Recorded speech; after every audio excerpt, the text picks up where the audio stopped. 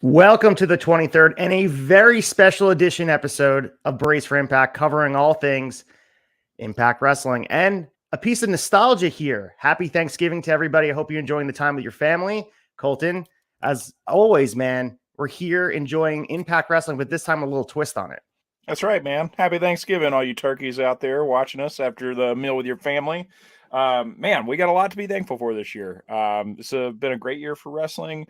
I'm super thankful for you, Ace. Thankful for the Tavern, and thankful for the 23 episodes that we've got on the books this year talking about Impact TNA Wrestling. And as always, live from No Cell Studios, I'm the Ace of Tavern, Acefield Retro, joined, introduced himself before, Colton Jesse at Mall.mania, fresh off that California trip, full of turkey. I'm sure at this point in some space and time, we're enjoying this. And I've been really looking forward to this episode because this is really a mixed bag of, we've been looking to cover something like Total Nonstop Action on Shot Nostalgia. Hasn't happened yet. Maybe it'll happen in the future, but this was a little, dipping our toe into the vat of gravy of this eclectic mix. And man, 2007, what a time to be a wrestling fan. I certainly wasn't tuned into TNA in full. You and I were talking off air, but man, when we jump in, this is a roster that's loaded and had potential to really kind of take off and be a real big challenge at WWE. It just never was the case. Yeah, man, it was just, I'm not sure, a combination of poor timing and planning, but man, yeah, jumping back into this, I mean, just the card alone, I mean, we'll break it down, but I mean, the names you see on the card for this November 22nd episode of 2007 TNA Impact, you got Samoa Joe, Christian Cage, Chris Sabin, AJ Styles. I mean, it just, the list goes on and on. I mean, we see Scott Hall and Kevin Nash. We see, I completely forgot that Billy Gunn was going by Kip James at one point. I forgot he was stopped over for a cup of coffee at this point in TNA. This is just, we've talked a lot about how this, brand change and move back to the TNA name at the beginning of next year is going to really bring back that nostalgic feel. And it's definitely a nostalgia grab for fans. And, I wasn't as tuned in 2007 as some people were to this week to week product, but man, just going back and watching this episode from top to bottom really grabbed me and really got me excited for the brand change and the overall vibe of what was Total Nonstop Action at this point in time. So if you guys are wondering why we are doing this special edition episode, well, obviously we're not going to be going live on Thursday night on Thanksgiving. We love you guys, but we are spending time with our family. But also, Impact is having their own compilation show. They previewed it. There's an ad trailer for it on Instagram and also on Twitter that they're going to show a mashup of. Certainly the match we're going to be talking about today with the first ever Turkey Bowl in 2007, but all the different Thanksgiving themed episodes they had throughout the years. There is we'll just talk about it during the spoilers, during the Bound for Glory Fallout tapings. There was a match where Jay Vidal is wearing a turkey suit, wondering if they're going to air it on the episode that just passed here. Doesn't really advance a lot of storytelling, so it's not a lot of spoilers out there for you guys, but I thought for sure they're going to do some sequential, at least content for us going into this week. Seems like they're not doing that. We are 100% biding time until January, Hard to Kill, where they're going to launch, as you referenced before, the new era of TNA wrestling. So we're saying goodbye to Impact with Final Resolution on pay-per-view. I'm talking about all that stuff being built up. But for now, we're going to just enjoy the ride here and take this time, take a breath before we kind of really get off to the races in January and enjoy some of the back catalog, because we talk about this all the time, Colton. There is a lot of things you can buy in wrestling if you have a promotion, but you can't buy history. And goddamn, TNA/Impact has loads of it, just as we saw in the Impact Plus app. Absolutely, man. Yeah, this Impact Plus app, the back catalog, super easy to navigate. You just pick a year, man. You can go back and find any show that you want, a weekly TV, any pay-per-view. I mean, they just celebrated their 1,000th episode of weekly TV this year. So, Impact Plus app, you can go back and watch everything. I think they're still adding things, but I think back as far as 2004, they have ready to go right now, easily and accessible, which is, man, yeah, between the back catalogs of Impact and TNA and also Ring of Honor out there on Honor Club, and the back catalog of WWE and WCW and ECW via Peacock. I mean, you could watch a different promotion's weekly show every day from now through eternity if you wanted to. Yeah, absolutely. And I think the best part about the catalog stuff on this, it kind of builds reference of really they own the rights to a lot of the anthologies of a lot of wrestlers that are in the WWE Hall of Fame and have the ability to continue to tell stories here today. We're going to see and talk about some guys here. Kurt Angle is a large presence on this 2007 roster. Christian Cage, who is doing probably his best work in 2023. Who would have thought? But this roster is stacked. AJ Styles is obviously front and center. Chris Sabin, who's still in Impact, doing great things as the X Division champion. But man, 2007 is a great time to be a wrestling fan. But before we do that, we want to just give you guys the news that's current day, 2023, set the stage. There's not a lot going on. As I mentioned, we're all biding time, waiting for the TNA transfer. We're waiting for those things to happen, but there's still conversation going out there. You know, if you go on Wrestling Observer, it's been quiet over there, but there's some podcasts and some interviews and some conversation about potential TNA in the future. And we will cover that, these two stories in the Insight. Let's get to it. The Insight.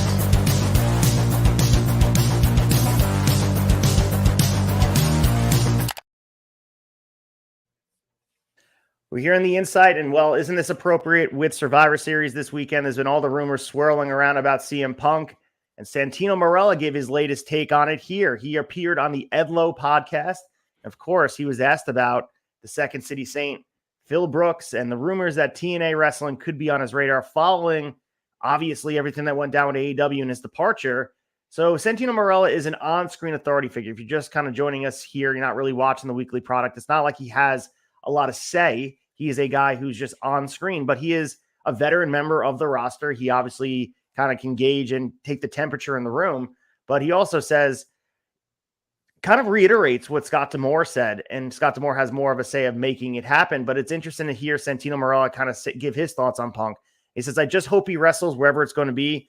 If he comes to TNA, oh my God, that'd be wicked. I've heard that's a rumor. I'll have to talk to Scott if it's real. He said they haven't been talking about it yet, but they were seen having a bite to eat or something like that. He would be an incredible asset. TNA is trying to return to the next level's former glory days. So we'll cover that in a second. He compares it to acquiring CM Punk, and we found out Will Ospreay is all elite, so he's off the table. Maybe the money that was allocated for a Will Ospreay, if they thought that was a real possibility, maybe they throw all their chips on the table to try to get CM Punk in the door, because we know there's an initial interest. We know the relationship seems to be positive with the leadership team. And also, he's been at some of these shows, Bound for Glory, most notably the Fallout tapings. He was there in Chicago. I don't know, man. It's nice to hear Santino Marella say this, but it doesn't make it more likely to happen. But I just think it's also just, it kind of gauges that TNA is willing to take that risk. Yeah, man. And I think TNA is in a good position to take that risk. You know, we talked about the possibility of Punk landing back in WWE, and, you know, do you want to take that risk with things going as well as they are?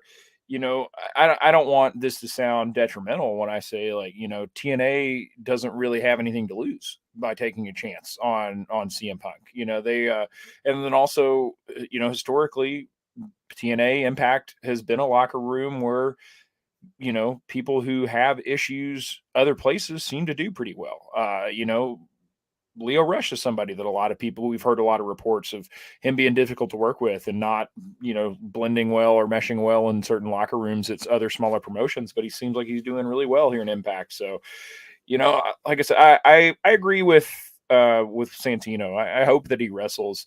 I hope that because it seems like he wants to at this point. I mean, obviously before he came back to AEW, 9 years out of the business, who knows how bad he wanted to, but you know, it seems like he wants to now. And hopefully he gets to somewhere. I think TNA would be a good spot, man. You know, it's so I also love that Morello doesn't seem to be like he's broken character at all in this interview. He sounds just like just like the director of Authority that we see week to week on TV, and I love it, man. Santino Marella is like Ace said, if you're not watching week to week TV, find time to tune in. Santino Marella is a gem, man. He's a real gift to the backstage segments in this weekly program. So he also discussed how acquiring Punk or Will Ospreay would be a great move for TNA. Obviously, we found out this interview was taped prior to him knowing about Will Ospreay signing with AEW. Maybe he knew already, but he said if a guy like CM Punk or Will Ospreay knows they can help take a company to the next level, that's a huge feather in their cap. Not that they went to an established company and made more money. It becomes about legacy sometimes. If they say, when I came there, now we're rivaling AEW, that's huge. That's a massive thing to be that you did that. I hope that appeals to them as much as I want it to appeal to them. I'd love to see what they can do. I'd love to say, guys, we're going to take this to a stadium and jump to the next level of the arena instead of 2,000 people. We need to get on a more significant channel when we're more households. I mean, dude, very candid from Santino here, talking about what is the aspirations long-term for TNA. And we've been talking about it week to week. It's really taking the step to a live programming, because as we talk about the benefits and the detractions from taping in bulk, there's certainly more detractions than there are benefits. The biggest benefit is being the cost effectiveness of it. But as far as like, if you look at the trajectory, if they want to be a rival competitor to AEW and be, healthy competition to the rest of the wrestling world, they have to jump over a whole bunch of hurdles. And I think the first step is getting in a name that will draw people in that wouldn't tune in for any other reason. We saw them do it in the past. The TNA name, as we mentioned before, when Kurt Angle was fired from WWE in 2006, here he is on this roster and he made waves. Did he bring over a lot of casual fans? You know it. He did. CM Punk would do the same thing here. And he definitely, right, wrong, or indifferent, would get people to watch this product. And then I think they'll come for Punk and stay for what they're seeing weekly on TV with this roster that's just absolutely loaded. Because it's not just about Punk. If he goes there, it wouldn't be a one-man show. This roster, I think if wrestling fans ever got the chance to watch it, if they found the opportunity to do it, it would blow them away. And I think that's what you have to get them in as a gateway drug. Yeah, 100%, man. I think you hit the nail on the head when you said fans would get in the door for Punk, but then stay once they see the quality of what they're getting week to week. We've been talking the last few weeks about what is it going to take to get Impact on a bigger platform, whether that's on another cable network that's not Access, that's got a little bit better of a distribution and more eyes on it, or whether that's a streaming platform. I mean, if Punk were to come over and it to go well, that's a big step in the right direction to getting yourself on a bigger, better platform. Absolutely. And we had more interviews here. Speedball Mike Bailey had discussed with Denise Salcedo about his work the last few years, had a lot of great quotes about TNA/Impact and where they're going. Obviously, we know how great 2023 was for Speedball Mike Bailey, the winner of Bola, took on Takeshita in the finals there. And of course, that match against Will Ospreay that everybody's talking about from Bound for Glory. So he was discussing the Ospreay match. He was speaking about the momentum over the last year and how 2024 is almost by happenstance a perfect situation. It's a contract year for him. So he's going to be a hot free agent. We kind of saw what Ospreay was able to do as a free agent, really get that bag for himself and be sought after by these different companies. This quote right here was very interesting from Speedball. He had said, many people value his opinion and Impact is currently in a great place. Going to TNA, I'm closing off this year. I just finished my second year with Impact, ending on such a high note that it's good for myself, but suitable for the direction in which Impact is going and what's coming up next. It is the highest rated match in Impact TNA history since Joe AJ Daniels in 2005. In 2005, I was 15 years old and I just started getting into pro wrestling. I saw that match and I was like, oh, this is the kind of wrestling I want to do. Now to have an official marker wrestling you wanted to do at the level you wanted to be at, you're it. That's it. Time to go. I've been in Impact for 2 years, heading into my third year. We're TNA. We're back. Things are changing. This is momentum, I think, is the word I can use that describes it best. I'm going into my contract year with all the momentum in the world, and I'm ready to do big things with Impact in 2024. Man, sky's the limit for Mike Bailey. I thought for sure, like, if you look at the year and if you go back episodes prior on Wrestling Tonight and conversations I've had about Speedball Mike Bailey from January on, I thought 2023 was going to be the year that kind of Will Ospreay had. And making the prediction right now, I think at this point next year, we're going to be sitting in a spot where Speedball Mike Bailey, we're having the conversation like, could you believe Speedball had 8 of the last 10, best matches of 2024, and nobody would be surprised for it. He's the next thing that's going to pop off in wrestling wherever he lands. And I think if he stays with Impact/TNA, if he goes to WWE, he goes to AEW, this guy's going to be a future megastar. It's a matter of time. He's unique. He grips you on the screen. His offense is dynamic. He is getting better on promos, as you were discussing in the last few weeks. Got his full package. So I'm interested to see. And like you said, momentum's in the right direction. I hope he stays with TNA. I think he fits there really well. I mean, former X Division champion, much more to do. Hasn't done it all yet in TNA. I would love to see the different matchups that are possible, but who's to say he's not going to explore elsewhere? Maybe go to New Japan Pro Wrestling or go to AEW and find a way there. Yeah, man. I mean, you can't blame the guy for wanting to try new things. I'm with you. I hope that he sticks with TNA at least through this next year. And who's to say that? I think that's one thing that attracts a lot of guys to in TNA is that they're pretty cool with having somewhat of an open door policy. You're not locked in. That's not the only place that you have to work. And so I've got a lot of hope that we're going to see Mike Bailey stick around for a good part of 2024. It might not be the only place that we see him, but like you said, man, New Japan, he spent a fair amount of time there this year already. And it seems like it's going really, really well. Like that's a promotion that needs young talent and needs an influx of new guys who can really who have the potential to carry a promotion, which Mike Bailey most definitely does. He's the next big thing, man. If you guys are not familiar with Mike Bailey, first of all, I don't know what you're spending your time doing and watching, but just make sure, go back. This match alone from Bound for Glory with him and Will Ospreay. I mean, this is one of the greatest matches of the year. The guy never disappoints, whether it's the top of the card match that goes 5 minutes or whether it's the main event of the night going 30 minutes. His work is always consistent. First time I ever saw Mike Bailey was GCW, and it was incredible, man. I mean, he's super talented. He's got something really special, and sky's the limit for him, man. And I wish Mike Bailey all the best and hope that we get to see some more of him into this transition to TNA.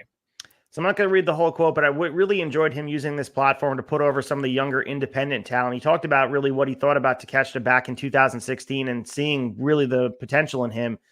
But he talked about this year, and people are obviously talking about the match of Will Ospreay as the benchmark for him. But he also said, I got to wrestle Alec Price. I got to wrestle Brian Keith.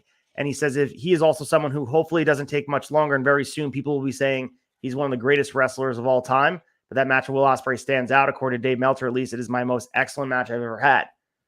I love that he mentions Alec Price. Loves he mentions Brian Keith. Using this platform, especially with Denise Salcedo on Wrestling Observer, people are listening to this and maybe they type in Google, who's Alec Price, who's Brian Keith, if you're unfamiliar who they are.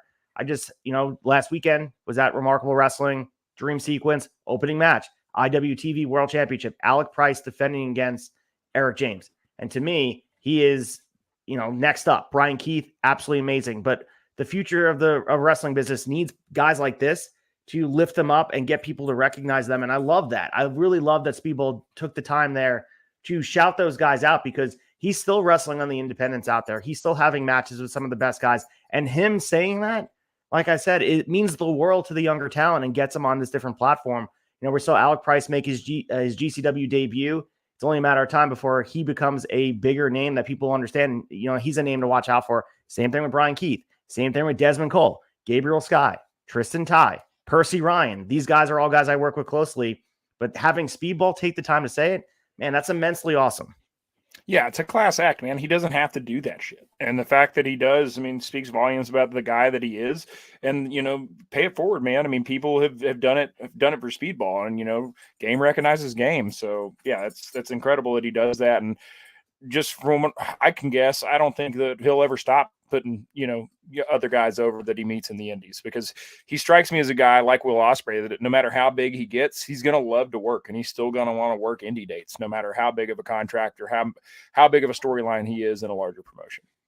Absolutely, man. You nailed it. You could feel the passion dripping off him on screen. And even in these conversations, he loves professional wrestling and loves it at its core. It's not just about a bigger contract. It's about making a legacy and making the business better than he left it. And clearly TNA/Impact would be better if in a world where they have him locked up long-term. But obviously, he's worked himself into a place where he is an attractive commodity for a lot of different promotions. So TNA's got to pony up some of those funds to keep him over there. And that's deservedly so. You know what I mean?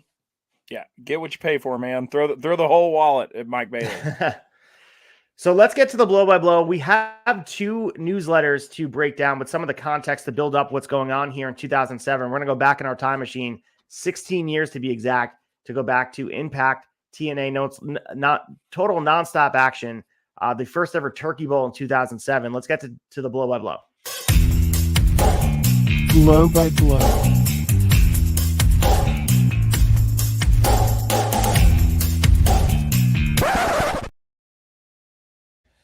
All right, here we are in 2007. If you guys blinked, you missed it. We traveled all those years back, a decade and a half, and here we are. So we have this newsletter from Brian Alvarez. So on the Wrestling Observer archives, we don't have the Wrestling Observer newsletter from '07 for whatever reason. They're out there. Obviously, he was releasing them, but when Figure 4 Online and Wrestling Observer combined, they have some of the Figure 4 newsletters as well. This is written by Brian Alvarez. So this kind of gave us context. I wasn't looking for any specific person. I wanted to know in real time what was going on in '07. So we had two newsletters that kind of sandwiched in this event. And November 9th, 2007, this is a newsletter written by Brian Alvarez. He said, you know the story of TNA, lots of potential, lots of great wrestlers, lots of shitty bookings, lots of frustration for fans.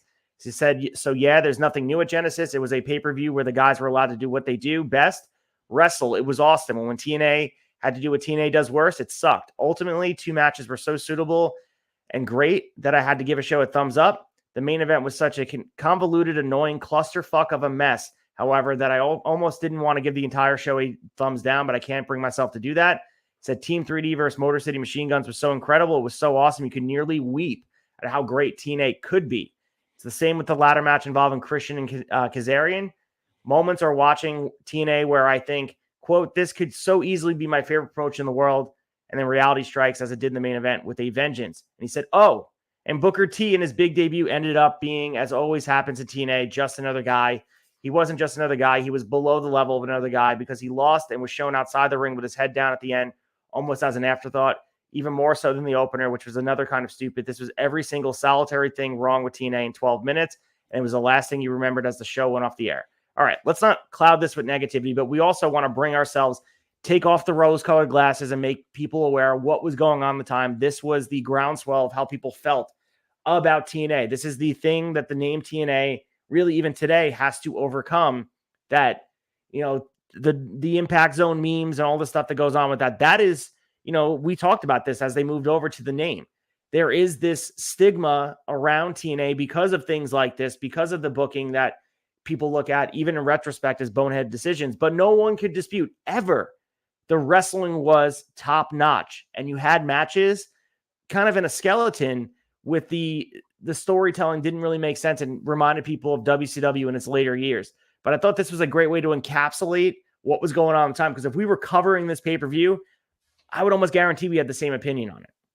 Yeah, if we'd have been covering this pay-per-view in '07, I think so. It's really easy to look back in the rearview mirror with the lens of nostalgia and just be super pumped about seeing some of your favorite guys, and, you know, just the haziness of the, you know, the camera shots of the, you know, you got the smoke from the overabundance of pyro for the intro of the show. Like, it's real easy to get caught up and swept up and kind of tune out some of the bad that was obviously there. So yeah, I mean, I appreciate you putting kind of putting this in for context for us to know that, you know, wasn't all roses with TNA ever at any point, especially during this era. So like we said, the roster from top to bottom, talent wise, and, you know, in 16 years later, fast forwarded, name recognition wise, absolutely incredible. But, you know, execution of storyline and presentation, not always the best.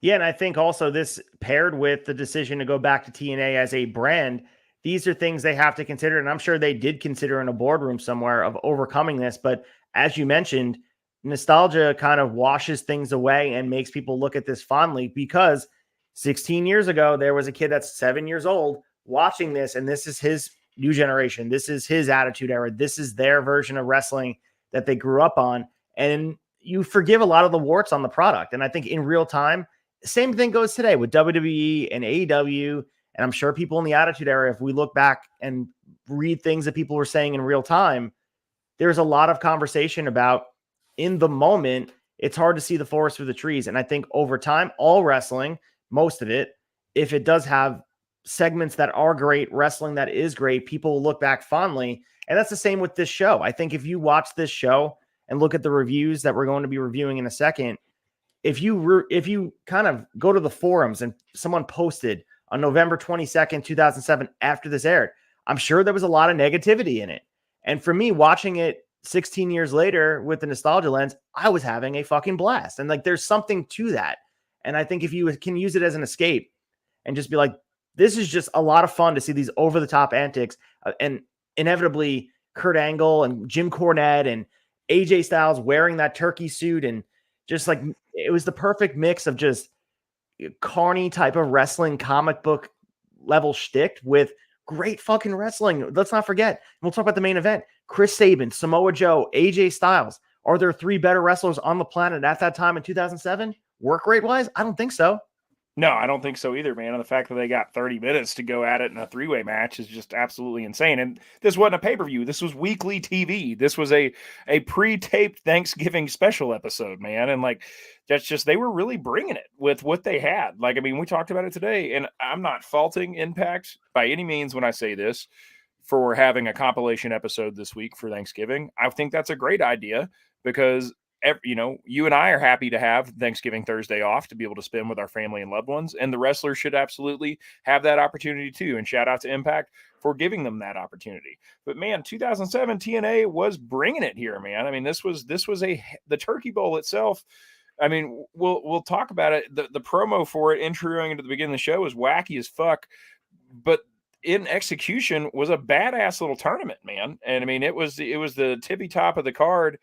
We ended up getting 4 3-way matches to get to the final all together. This was awesome. I mean, this was I had a smile on my face the entire time watching this, even down to the silliness of the Angle family Thanksgiving that we kept revisiting throughout the show. I thought it was great. I absolutely loved this episode.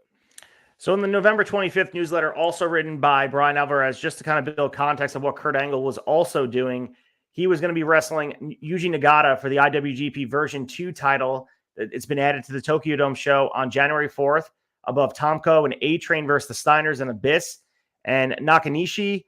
So after all this time, it finally came out that New Japan and Antonio Inoki were working together regarding the Inoki Genome Federation. Inoki started the group in June of this year, having supposedly severed all ties with New Japan and promoted Brock Lesnar as its champion. So Lesnar had won the New Japan version of the IWGP title, but he walked out due to issues with the company. He took the belt with him and ended up working for Inoki as the IWGP champion, which of course New Japan does not recognize. So Hiroshi Tanahashi won the belt from Giant Bernard in the tournament. The current champion is Hiroshi Tanahashi, who beat, coincidentally, Nagata in October. So Brock defended the belt against Kurt Angle on his debut show and lost, so Angle took the belt with him to TNA. Strangely, there were never any lawsuits threatened by New Japan, so now Kurt is defending the belt on a New Japan show, and the Inoki side isn't threatening the case. That answers that question. Nagata wins, New Japan can do a Tanahashi versus Nagata rematch with both titles on the line to unify the belts again. And I guess if you care about that sort of thing, restore the damaged lineage. Bizarre situation. So this is the type of stuff going on behind the scenes here. Kurt Angle, obviously, the leash is off. He was fired from WWE after refusing, I believe, if revisionist history doesn't have me blurry here, but Kurt Angle had the groin injury, the severe groin injury in 2006. He needed to go to rehab, did not go. So he went to TNA and kind of wrestled there without any of the restrictions, gave him the opportunity to work in New Japan Pro Wrestling. But the other stuff going on with the Lesnar, Antonio Inoki, and the stuff with the IWGP championship belts kind of being splintered off without the repercussions. This is almost like worst case scenario that they were kind of not wanting to happen after Survivor Series 1997 with Bret Hart. This is like this in real time where Brock Lesnar took the title and left with it and went over to another promotion, a rival promotion, and they had to create a new one, and they just didn't recognize it. So this is it's pretty gnarly stuff. This is building context about what's going on, just like in the scope of, TNA is happening, but also Kurt Angle is embroiled in this New Japan stuff. Yeah, man, I had no idea about that situation with the belt with Brock until you sent this over. That's wild, man, to think about. And shout out to New Japan for being able to call an audible and keep things as above water as they can in that situation. So also let's get to some of the great action we had here. I believe I played the blow by blow bumper. Yeah, did I not? Yeah, we got that. But you played it. We are going to be talking about the 2007 context. November 22nd. This was taped on November 13th, 2007. Taped in Orlando, Florida, from Universal Studios. And man, the soundtrack of some people's childhoods, not mine, but this is very nostalgic to listen to. And rest in peace to Don West. But we had Mike Tenay and Don West on the soundtrack here.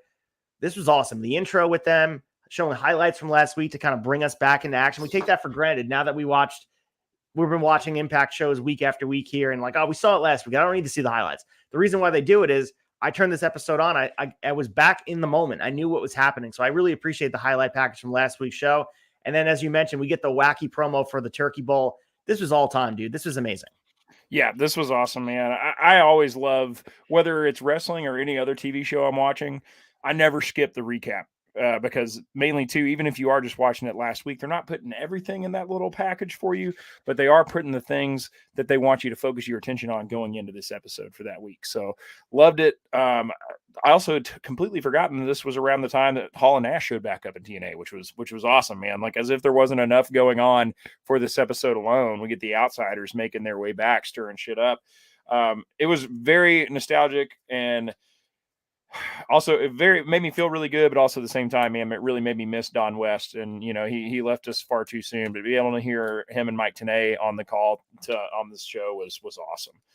Yeah, their chemistry is definitely underrated in a lot of ways, because people look back at, I think as time went on, their relationship really cemented over time. They were the soundtrack, not even hyperbole, of TNA wrestling. So Don West, the loss of him is so immense, and having them here to call this, and especially you mentioned the presentation, not quite HD, the haziness of the camera, the ring, just the entrance ramp, the way the camera was set up, just the way they cut to these backstage segments and these vignettes that were taking place at the Angle home. Man, like this was a nice slice of nostalgia pumpkin pie. I have to say, dude, this is really what you're looking for when you're going back and watching retro wrestling. Yeah, man, absolutely. And this, my favorite part about this whole situation with the Thanksgiving at the Angles is that, because they're selling it that this is Kurt Angle's house. But throughout the night, we get AJ Styles getting up from the dinner table to go to the ring, and then also Kurt Angle coming from the ring. So, like, man, I guess Kurt must live in Orlando on Universal Studio property. Like, he's backing right up to the studio, because it's not a far walk for these guys to get into the 6-sided ring. So, as you mentioned, we start the show with that Angle and Karen dressed in pilgrim outfits, and everyone else involved having a Thanksgiving dinner. So the turkey does have a gold medal strewn about it, and so does the one that they have that they're eating. So they applaud Karen, and they have a moment of prayer, and then Kurt Angle asks Tyson Tomko to pray, but Kurt then does. And, we have Jeremy Borash being there, Kurt calling his daughter a brat who is there. We get some heel stuff from Angle. This sets the tone for the rest of the night. A chaotic nature, people coming in and out. As you said, we're going to see different people. We're going to see Shark Boy eventually, all these different personalities. And WWE does things like this, where we have these backstage segments where Thanksgiving food fights, all that stuff. But this was cut in the spirit of that.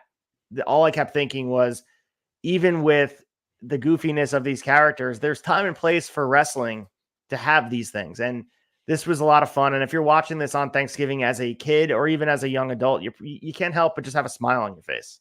Yeah, man. I mean, the intro to this was hilarious. You have Karen Angle and Jeremy Borash, like, making faces with their mouth full of food at each other during Kurt Angle's prayer. You got AJ Styles eating the corn with his hands while everybody else has their eyes closed during the prayer. It's good shit, man. It's suspend your disbelief and have a good time, and just, go along for the ride. This was a really good, out of all the wrestling holiday episodes you could find, man, this was a really good way to kick it off. So throughout the night, we have this $25,000 turkey bowl that's hanging over the head. So to build the context, it's pretty much a one-night tournament. So outside of the one women's match that happens, which is a triple threat as well, all the matches are qualifiers to set the stage for the main event. So there'll be guys in double action as well. So we open the night with the $25,000 turkey bowl qualifier, which is Chris Sabin, Brother Devon, and Abyss. So I'll let you take us through this. We don't have to go blow by blow with these matches. I think we'll spend a little bit more time on the main event, which is what we all came here for. Your thoughts on them doing this one-night tournament instead of just kind of going with the final match after weeks of anticipation? I personally, like, going back to Survivor Series 1998, I know one-night tournaments feel discombobulated. A lot of people don't like them. They feel overbooked. I like when there's a start to a finish for something that happens in one night. It's satisfying for a wrestling fan. Yeah, man, I liked it as well. And the way they presented it for tonight was just really, really good. The fact that, you say what you want about the 6-sided ring, 3-way matches work really well in that ring. I think it's it's the perfect amount of people to have in there for that presentation. And besides the main event, like, they were all relatively quick bouts. So, I mean, and it was true to its name, total nonstop action. We went from the Kurt Angle Thanksgiving to this match, man. And I really liked this. I mean, all of the semifinal matches were good pairings, but you got Brother Devon, you got Abyss, who's an absolute fucking giant, and then you've got lean and mean Chris Sabin from the X division. Like, you got three very different body types and styles represented in this match, which I thought was a really cool way to take it on. Also, I had forgotten about just what all of just kind of the vibe and the presentation and the quality of like the intro videos for packages and music for each individual wrestler, man. Like I'd forgotten, it'd been a long time since I'd seen Abyss's TNA entrance, and it really grabbed me and got me excited, man. This was a good one, man. Devon comes out, and before Abyss can even get down, he's already, clothesline Chris Sabin over the ropes and onto the floor. But, it's kind of back and forth between all three guys here. Pretty quick match altogether, 6 minutes. Chris Sabin ends up rolling up Devon for the win after there was some, we had a little bit of shenanigans. We had some interference from Bully Ray or Brother Ray at this point in his presentation. Rhino comes out at one point. So man, yeah, we get a lot of people getting some FaceTime in here, even people who are not involved in the tournament themselves. But Sabin gets it up. It starts how it finishes. It's Sabin and Devon, and Sabin gets the win here. So yeah, this was this match was fine. Good way to open up the show. But yeah, it was pretty much total pandemonium, I'll say, for sure. Yeah, the other thing outside of this, like you mentioned, total nonstop action, they were really referencing this Turning Point card coming up, the 10,000 tax match, and also the match of Motor City Machine Guns and Team 3D, but also Slick Johnson, the referee, wearing shorts. Never in my life. Like, this was apparently a well-known thing when I typed it in on Google. Like, this referee was known to wear shorts, or stopped or started or whatever. This was his thing. I don't know how much I like it. This is almost like when baseball, the Chicago White Sox had a season that they wore shorts with long socks. It literally is visually jarring in the worst way possible, where the referee is supposed to be hidden from what you're looking at and kind of a fly on the wall, just kind of the magician behind the scenes. But it brought undue attention to him. I mean, I understand comfort and all that stuff, and he stood out for himself. Like, people probably remember him that were watching, like, that's the ref in the shorts. But in a lot of ways, not a fan of it. I mean, do you, brother? Like, you could, if you want to wear shorts, but I like my referees in slacks, I guess. Yeah, same here, man. It caught me too. I was like, I don't think I've ever seen that. And then my next thought was like, did all the referees in this era of TNA wear shorts? And I just didn't know. And then, next match, boom, no shorts at all. So yeah, it was, I'm not sure, who knows, maybe he lost his gear. Maybe there was some sort of accident in catering. Apparently he did this multiple times though. Maybe he just got comfortable doing it. I don't know. I guess so, man. Pretty, like you said, TNA has no rules, right? It's pretty loosey goosey. So yeah, I don't need to see a referee's legs. I don't care how good a shape you're in. I don't need to see that. You take for granted how important pants are in a lot of situations, that you're wearing short. I mean, it's just like wearing shorts with a suit. I guess it could work, like in a fashion statement, someone makes it popular, but at the end of the day, you're going to stand out, and sometimes that's not in a good way. No, absolutely not. So, like I said, I mean, like you said, this match was short, 6 minutes, Chris Sabin getting the win, and never a doubt here. I mean, I guess Abyss, you could have thought that he would have gotten the win, but Brother Devon in singles capacity at this point, he does have a little bit of a singles run, if I remember, throughout his TNA career, but Chris Sabin was the obvious choice and had me rooting for it at the end of the night. But as you mentioned, this is during the time that the Outsiders have joined the TNA roster, and they show them arriving to crash the Angle family dinner. So they go back to the dinner. We got Bobby Roode and Brooks arriving for the meal. And then when Storm and Jackie come with beer, we got Chris Harris arrives. Eric now arrives, and he's sent to the kiddie table. So a lot of shenanigans happening here. A lot of familiar faces. Cool to see Bobby Roode. Cool to see Nash and Hall here as well. Kind of surreal. Almost like I don't know, 2007, you almost forget that they were there. But very, very interesting amount of characters. And this did its job. Like, you wanted to introduce people that weren't on the show actively, but get them on the screen. This did its job. Yeah, this was And I had completely forgotten that they were there in 2007, man. I mean, I knew they had been. I've forgotten it was also at the same time with everything else going on. Getting to see Eric Young with next to no tattoos and bleach blonde hair, man, that was a throwback for me. I'm so used to what the Eric Young that we know and love now that young Eric Young here, and getting demoted to the kids table was hilarious. Like Even a younger Chris Harris was jarring as well to see. yeah, absolutely, man. It's hard to believe this was 16 years ago, but then you get to see those two guys and you're like, "Oh yeah, this was absolutely 16 years." So we go into the other $25,000 Turkey Bowl qualifier of Samoa Joe versus Johnny Devine versus Kip James, aka Road Dogg Jesse James, with Roxy and BG in his corner. So this is a even quicker match, not worth even getting into the spots here. Samoa Joe looks very strong. 3 minutes, gets the pin with the Muscle Buster and pins Devine. But the interesting part was Devine is coming out of this group called Havoc, based on my research. He gets a new life, new gimmick, and instead of pinning Kip James, they pin Devine. So it was interesting to look for, like, Kip James as an enhancement, sort of like he's a veteran talent here at this point. 07, especially putting context on it. Road Dogg Jesse James. Oh, and I'm sorry, not Road Dogg. Billy Gunn here. I keep saying Road Dogg, but Billy Gunn here is a veteran here. Why are they protecting him here at this point? Yeah, not sure, man. I mean, because obviously, they're not in the title picture at this point. I mean, I don't know. Maybe Billy Gunn or Kip James was just kind of stinky about it and was like, "I'm not taking the pin here, brother. Who knows?" But yeah, I thought it was kind of odd that Devine was the one, because they did in the promo leading up to this, they covered that. They were like, "Oh, he'll now be known as Johnny Devine going forward," and kind of a. Maybe he didn't even need to be in this tournament. I mean, obviously, we've got a pretty stacked roster altogether. Seemed like an interesting decision. I mean, Joe getting the win here is the easy decision. But the fact that Devine, who seems to be like 24 to 36 hours into a new gimmick, and you have him taking a loss here, it's, kind of interesting booking. Yeah, not going to break down the nuts and bolts of 2007, their booking decision, but it was just interesting to see the veteran there. Like, I mean, looking at it through retrospect, like I wasn't even watching, and you can kind of be a fly on the wall and understand like the right decision is to have a guy with a new gimmick at the very least not get pinned, especially if Joe, and as you mentioned, maybe not be in the match, but I'm not going to get hot over it. But seeing Kip James and BG James involved here, again, very similar to what we saw with the National Hall stuff. They're almost a fish out of water, and people forget this Kip James and BG stuff. They were the VKM, the Voodoo Kin Mafia, and this was a little bit before this, but they had a lot of heat with WWE. And VKM standing for Vince McMahon, and they were like very anti-WWE before people were doing that. Obviously, it's all copacetic now. BG James is the biggest, or I should say, Road Dogg Jesse James is like the biggest shill for WWE nowadays. He's like the biggest company man. And the relationship with Billy Gunn still, I mean, he's still wrestling today.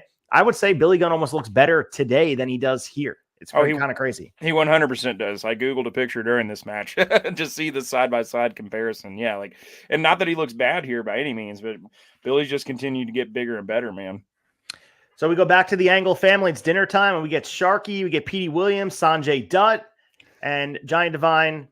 He brought some takeout, and Angle spit the food into the offering plate. As you mentioned, we have Eric Young there as well.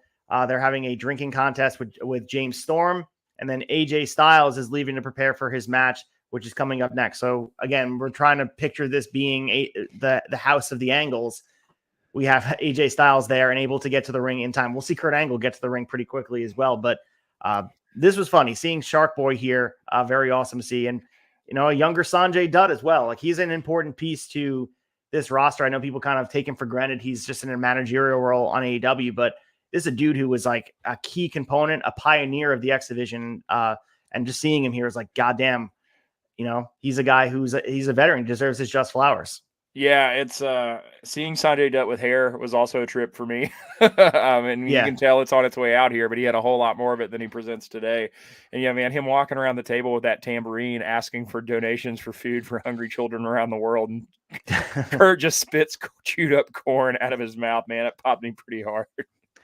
So we get into our third qualifier match of the night and the final one, the $25,000 Turkey Bowl. Black Machismo Jay Lethal versus Christian Cage versus AJ Styles. And on paper, man, this looks like the match of the night. Of course, the main event is going to top it. But looking at these guys, first and foremost, the Black Machismo Jay Lethal is absolutely amazing.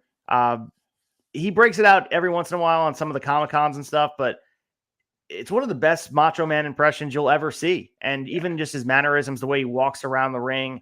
I know it had the blessing of Lanny Poffo as well, so it wasn't like he was doing this on his own.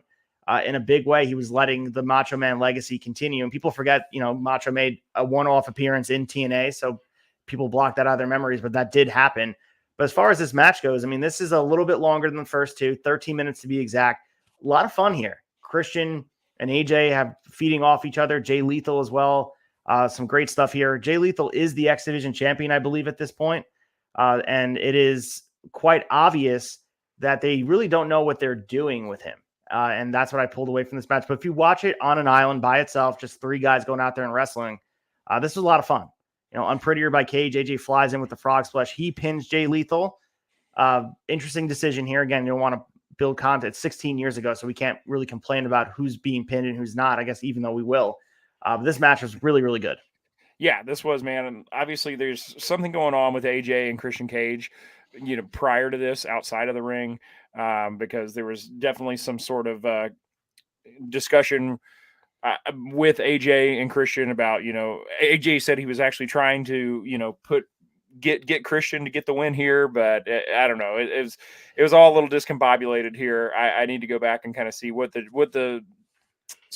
was going on with those two prior, because Christian didn't come out to his music immediately. Like, they waited for probably about a solid minute for him to get to the ring, and then the referee started without him showing up, and then he kind of waits till Jay Lethal and AJ wore each other out a little bit, and then kind of comes in to pick the bones.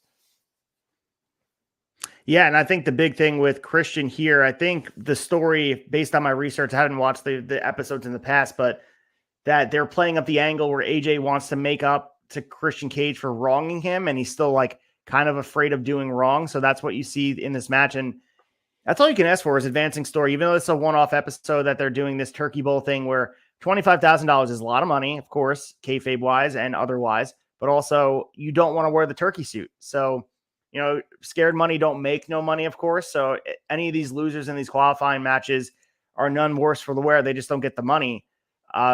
When you're looking at it, it's like, okay, is it worth the opportunity, a 1 in 3 shot that you're going to get pinned and you have to wear that turkey suit? Is the embarrassment worth the risk of winning $25,000?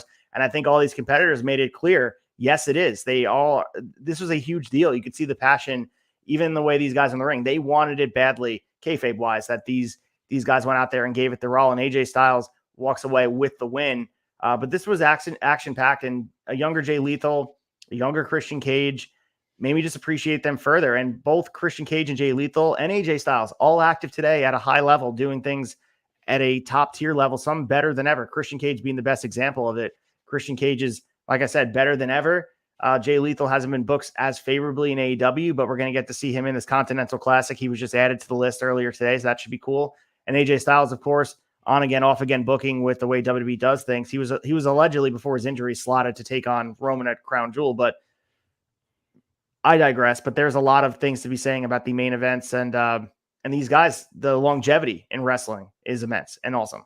Yeah, man, and all three of these guys right here are absolutely, these guys are all in great shape, so their primes are pretty long, but they're, definitely at their best, man. Here, Christian Cage looks like $1 million. Same with AJ, same with Black Machismo, Jay Lethal presentation, man. I love the fact that even down to like his hair length here, he's doing the macho gimmick, which I think is incredible. So we get back to the dinner with the Angles. Black Rain and Relic arrive, and Rain tosses a rat on the table. Everyone freaks out, of course. And then we get Machismo and Miss SoCal arriving to dinner. Machismo is being a gentleman and very akin to Miss Elizabeth and Macho Man's relationship. You could see that he's doing his research, and the way that Macho Man would have behaved at a segment like this, Jay Lethal was plugging and playing and doing exactly there. So more shenanigans. At this point, though, as you're watching, are you getting sick that they're going back and forth to the dinner? Or are you enjoying it still? Because some of the reviews of these shows is that they harp too heavy on the comedy. Is that where you're at, or is it something that is hard to put in perspective when we're watching from afar, 16 years removed? Yeah, I think it's hard to put in perspective 16 years removed. Nostalgia lens is really getting me here, because I'm digging it. At this point, I like that they didn't try to pack this show too tightly. They did the tournament and then the one knockouts match and this. That's all they did. There was no other, 2 or 3 secondary storylines that they were trying to cram in. I liked that it was, okay, we've got our semifinal triple threat match, and then we go back to check in on the angles. Semifinal triple threat match, go back to check in on the angles. Semifinal triple threat match, back to check in. It was formulaic. It was simple. And for a holiday special show, I thought it was great, man. I thoroughly enjoyed it. And for me, the fact that even though it was kind of chaos and it was all pretty, it was all pretty gaga ha-ha stuff with the Thanksgiving segments at the angle. Each time we went back, it progressed as you would expect, like a large gathering Thanksgiving would, man. You've got James Storm, and by this time we've got James Storm and Eric Young are drunk. They both got their shirts off, and it's the night is starting to devolve. You got your uncles who are on the verge of ruining the evening for everybody. Like it's good shit, man. I liked it. So the next match, as you mentioned, outside of these qualifier matches and eventually the main event for the $25,000, we have Velvet Sky versus Angelina Love versus ODB, One Dirty Bitch, former 4-time, at this point that we know, former 4-time Knockouts champion, also won the Knockouts tag title. I'm not going to cover this match blow by blow because clearly the Knockouts division still in its infancy to get to where they are today. They're still emerging at that point. It was cool to see sort of where they went. I mean, they were giving them time on this show, which shows that they're moving in the right direction. And needing more singles matches and progression of story with the women's division was what they needed to do at this point. But the thing is, you could see that they're planting seeds for the Knockouts division, which blossoms into a beautiful tree. It's not quite there. It's not exactly at the point where it's something they can lean on, but you could see they're putting emphasis on it at a time in 2007. If you go watch and flip the channel to WWE and see what they're doing, it's still very much the broad panties, sex, drugs, and rock and roll type of style where it's about the sex appeal to women, not so much the in-ring action. And this was more about the action in the ring. We saw a lot of the women going out here and doing what they do best. And ODB picks up the win via pinfall. I just appreciate it because, again, you have to put in context 16 years ago. It's still a little bit before we start to see everyone leans on, Trish and Lita main evented a Raw in 2003, but we were still years away from them taking women's wrestling seriously and putting them on a platform that it wasn't just about being sexualized in the eyes of the wrestling fans. And TNA/Impact right here is doing a good job of getting to the point where it's about the wrestling and they're going to push forward, even if fans are kind of like, okay, this is not drawing me. It's not, but over time, you could see they put the effort in, and it starts at things like this, having a triple threat match that's just about the in-ring action. Yeah, absolutely, man. I mean, it's hard to argue that Velvet Sky's entrance even here is not sexualized just a little bit, but I'm with you. I think that this is for leaps and bounds from where WWE was at the time. And this is the in-ring work here, even though this is a 3:15 match, man. All 3 knockouts got their shit in and looked really good. I mean, you could have easily in the next, maybe next year they were going to do a turkey bowl with the knockouts division. Maybe it's just a 2-round competition, but they've absolutely got the talent there for it, man. And it's pretty cool to think about, 16 years ago, the women's wrestling being presented in this light. And seeing these women get appreciated on the 1,000th episode too. I mean, we see sort of, even if they weren't there, some of them they show highlights and they're paying homage to the history. And, I think with the Velvet Sky entrance, as you referenced, I think to me, yes, of course, you can't deny that that's what it's about as far as the entrance goes. But in the ring in 2007, it's few and far between what we're seeing in the ring as far as women's wrestling. It's still about very much just, the stipulations that are demeaning to women. And I think they're moving away from that in the knockouts division here. It's on the right road where WWE is not even in the car yet. No, not at all. So we get more wackiness at the Angle dinner. We get Shark Boy eating through his mask, and we get Awesome Kong arriving as well. So this is a jam-packed party here. We also get Elix Skipper, Senshi at his side. We get Christopher Daniels cutting a promo. Chris Daniels is absolutely awesome. He's another guy that doesn't really get the appreciation he deserves. And Elix Skipper as well, man. Elix Skipper is that guy who did that crazy Hurricane Rana spot off the cage that everyone has retweeted and seen a million times. People forget that's Elix Skipper, guys. So these guys have a lot of legacy in pro wrestling.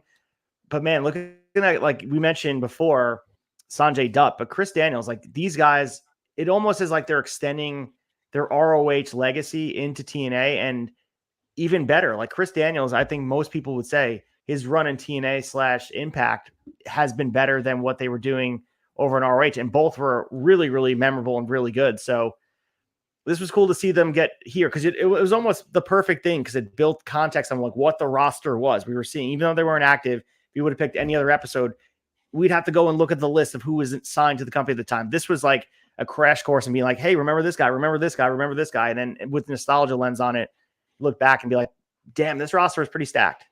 Yeah. And this shows, we hear a lot of critique of TNA's booking and their presentation at the time, but you look back at this and like, this is where they had some strengths, is being able to show you who they had on the roster, to be, small vignettes like this, reminding you of, hey, yeah, Chris Daniels is here too, because I'd completely forgotten about Chris Daniels being involved with TNA at this point. So yeah, I mean, there were some things they did right, and you got to give them their due for that. So we get the finishing touches of this dinner. We have more stuff, and Team 3D arrives. We get Jay Lethal coming in, throwing food at them. Shark Boy as well. Angle's upset at this point. And so funny, Angle in the Pilgrim costume, just like getting upset at everyone, saying they weren't invited, and everybody leaves them with the Angles. And here we get, Brother Ray here. He's eating all the leftovers as they're sitting with the Angles kid, which is just funny. And the kid looks at Brother Ray and says that they suck. This was just good shit here. Really enjoyed this, and the different personalities on the Impact roster. And again, I understand the critique in real time. If AEW aired this on a Wednesday, if they air it, we're recording this on Wednesday before Dynamite. If they were to do this, we'd probably be like, this was goofy. It would get ripped apart on every podcast. People would be upset about it. The flagship show would, that's your number one source of AEW, guys. Make sure you guys check that out on Thursday mornings. We would be like, it's silly, it's stupid. But I think over time, things like this really, almost like a fine wine, kind of get into the spot where it's almost tolerable, if not enjoyable. Oh, absolutely, man. It's nice to not have to take things so seriously. And I feel like Angle is perfect for this, because he was really, even in his time in WWE, man, he was great at the comedy stuff. And, the fact that, it's no secret that with him leaving WWE and going to TNA, like that is, no matter how you slice it, that's a step down for him, man. And it was a step back in his career. And I think that it was cool that he was able to go whole hog and be able to not take himself so seriously and not be into doing certain storylines. I mean, the fact that the guy wore a Pilgrim outfit for 2 hours of TV, like, just shows that he's willing to do business, man. And I think that, speaks volumes about his character and the type of guy Kurt is. So we set the stage for the main event, $25,000 on the line, the Turkey Bowl finals. We have a triple threat match set up. Samoa Joe versus Chris Sabin versus AJ Styles. As I said before, the winner will get $25,000. The person who gets pinned or submitted will have to wear the turkey suit. And the guy that doesn't get pinned or loses the match walks away unscathed, but, they had the opportunity to win the money. So they have Jeremy Borash doing the unique ring announcing, which was cool to see. I'll let you kind of go blow by blow. I think this match deserves a little bit more, move by move, because there's a lot here. There's a lot of cool spots. This is a masterclass in a triple threat match on TV, split up by commercial, as well as obviously watching on the Impact Plus app.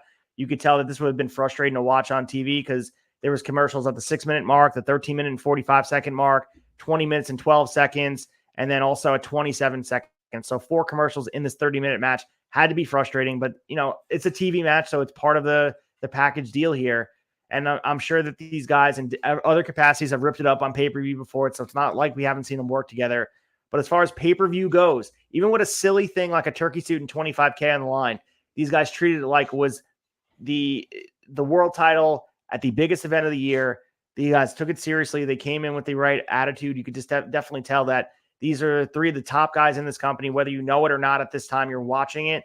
3 of the best wrestlers in the world, bar none. And still, today, 3 of the best wrestlers in the world. Nothing really has changed over 16 years, except they have 60 more years of kind of furthering their resume and legacy. They're still at this spot where they are here. If they had this match today, it probably would be just as good, if not better.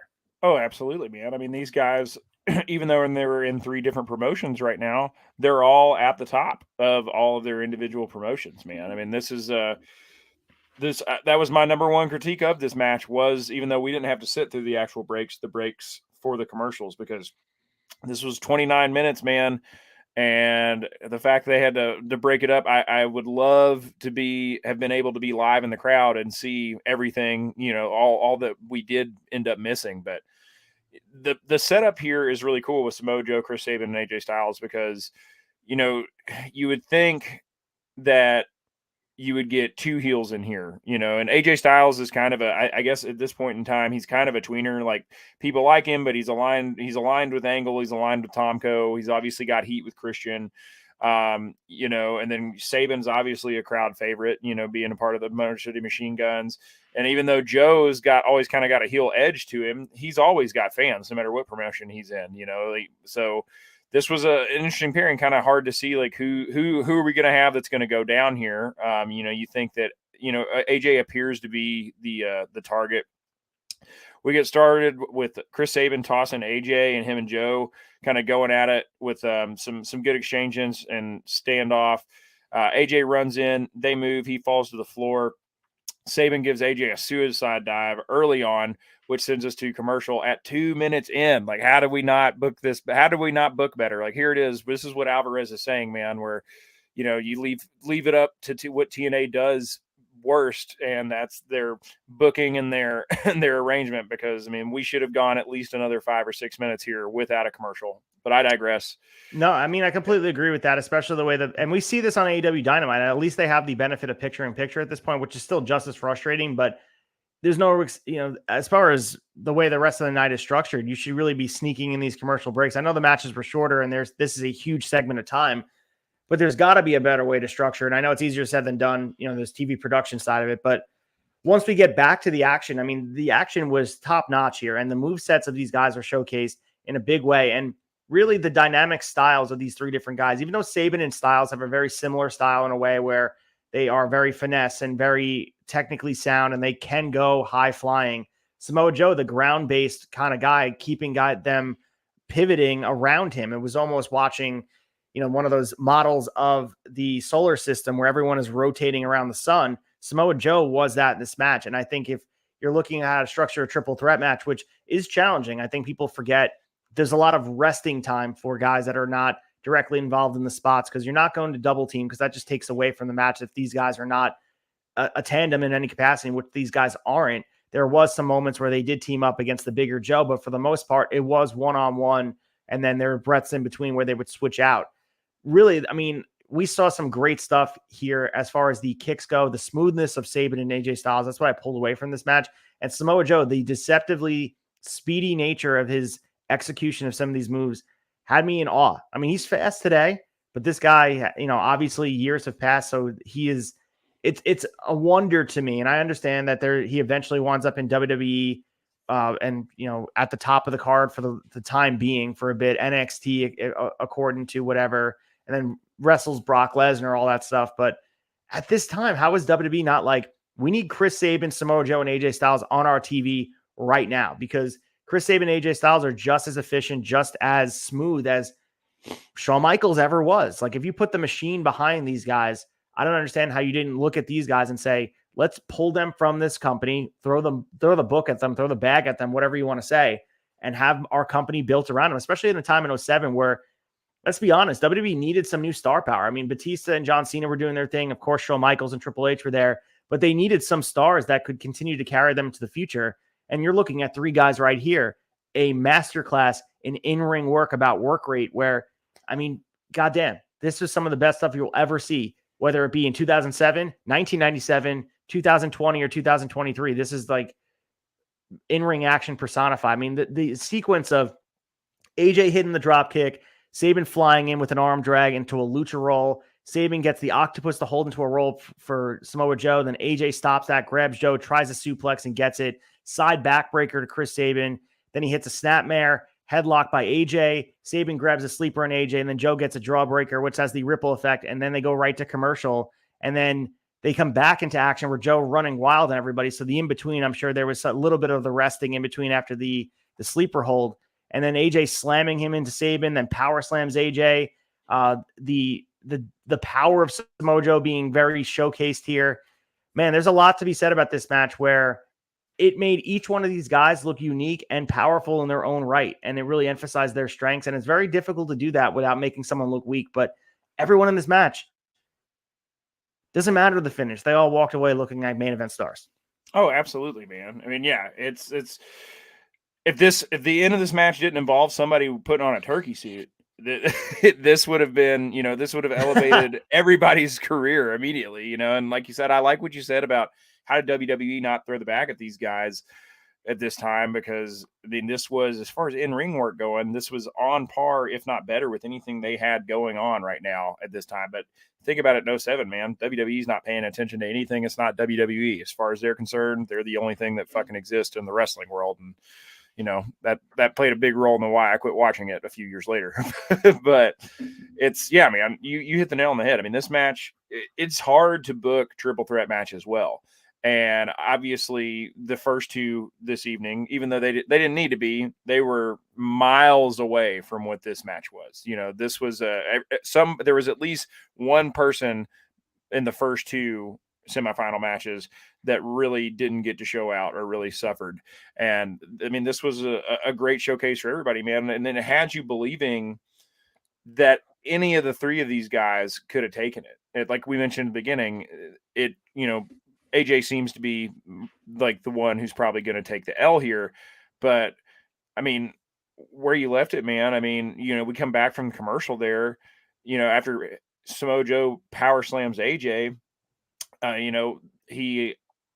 there's a Joe covered for 2 there. There's an atomic drop, running Yakuza to AJ, tossing Sabin onto AJ. Basically, this is the first of 2 or 3 times that Joe uses Chris Sabin as a weapon.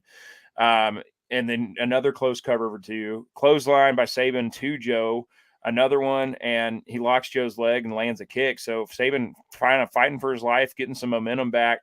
AJ pulls Sabin to the floor, slams him into the railing, and there's a table out there. And Joe, you think he's going to come through. He does a dive through the ropes, and instead of getting either AJ or Sabin, he goes through the table, and then boom. So here's Joe kind of seems like he's on the tracks there. Big momentum shift, about 16 and a half minutes, and yet again, another commercial. So that puts Joe on the floor for a bit, which I thought was clever, because you thought that Joe was a little bit out of this match before he eventually returns by saving after the Styles Clash, because everyone was expecting that pin where Sabin was kind of locked in after has his flurry of offense. AJ catches him, Styles Clash. The crowd even believes it's over, and Joe comes in and saves it. And then we kind of see him kind of have his near fall where he hits the Island Driver, and then Sabin makes the save. So you thought there was a couple great near falls in it. And then really the final sequence is just fantastic with, you're not really sure who's going to win, because everyone had their moments with a lot of, Sabin was teasing the cradle shock. We had Joe hitting the Island Driver. That's not quite the muscle buster. It was very protected this time. And then the Styles Clash has been kicked out before, but it is still very protected as well.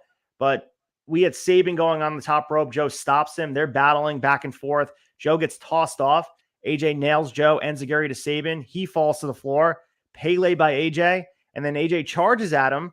Muscle buster very quickly. 1, 2, 3 on at the almost 30-minute mark. This is really well done, because it took a split second, almost by a strain of hair, for this to happen, to the point where Sabin gets tossed out to the floor. AJ thinks he has it. He gets caught in the muscle buster, and this could have went any other way, but AJ's the one that gets pinned.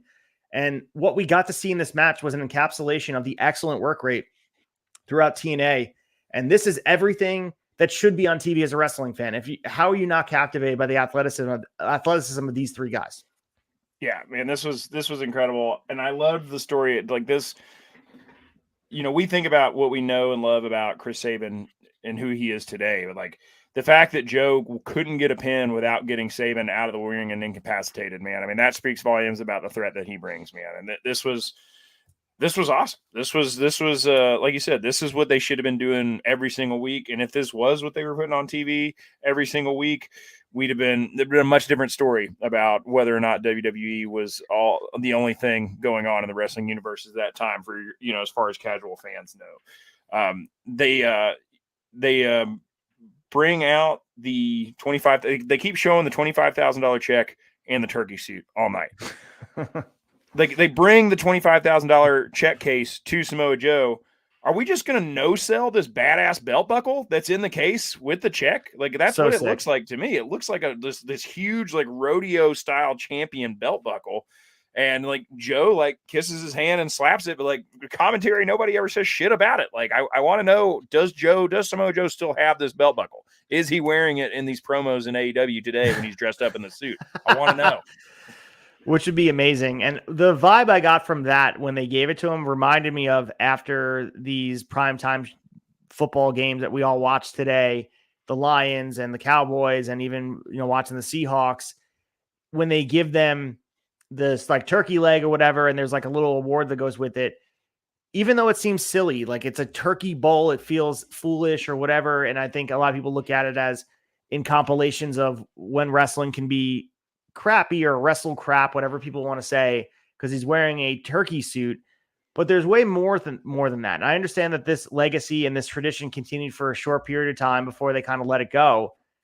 There's something to be said about making this prestigious. And even as silly as it was for AJ Styles to eventually, and we'll talk about Cornette forcing him to wear this suit or he'll be fired, as silly as that is, the fact that it's AJ Styles in the first time it's happening emphasizes that it's not just going to be used as a mechanism to bury guys. He's Mr. TNA. It's not that he needs to be. It doesn't matter if he's wearing a suit. He's always going to be AJ Styles. The fact that he's secure enough and TNA is secure enough to have 3 main event guys have this stipulation on the line kind of shows how much they believed in it and how much it actually could have worked, because this wasn't, as we mentioned before, this year, Jay Vidal putting on a turkey suit at the Bound for Glory Fallout tapings. This was 3 main event guys. There wasn't an easy pick out of the 3 of them to say, oh, that's easy. That's the ringer. This is the person that's going to lose.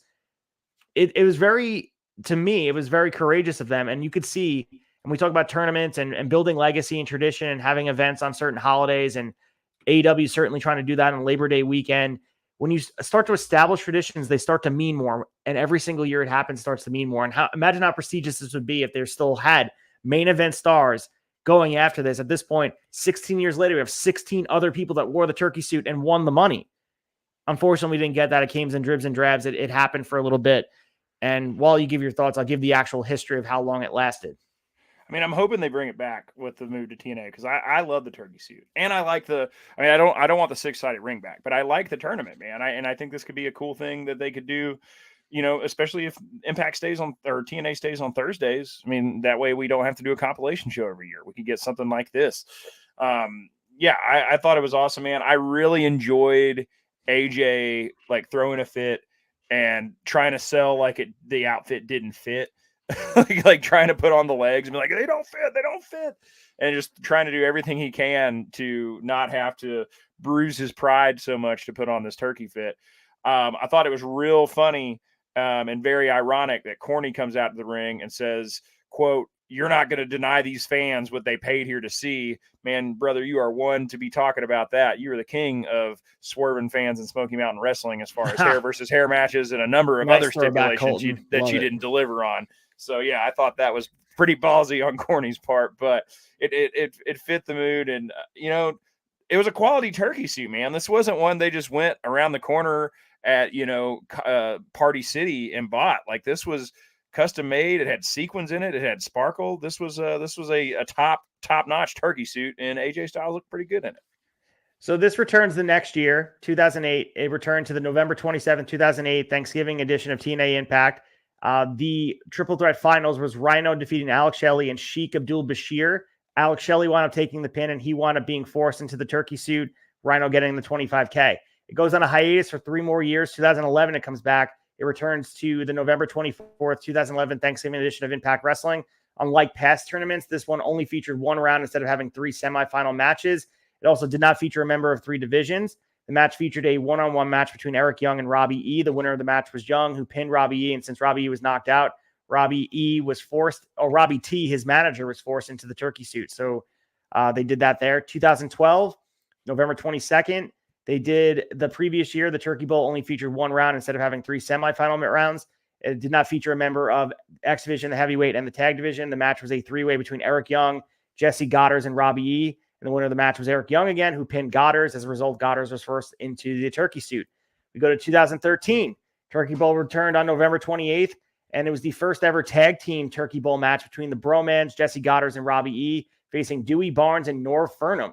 Winners of the match were the Bromans. As a result, Barnes and Furnham were forced into the turkey suits. Match was 18 seconds long right there.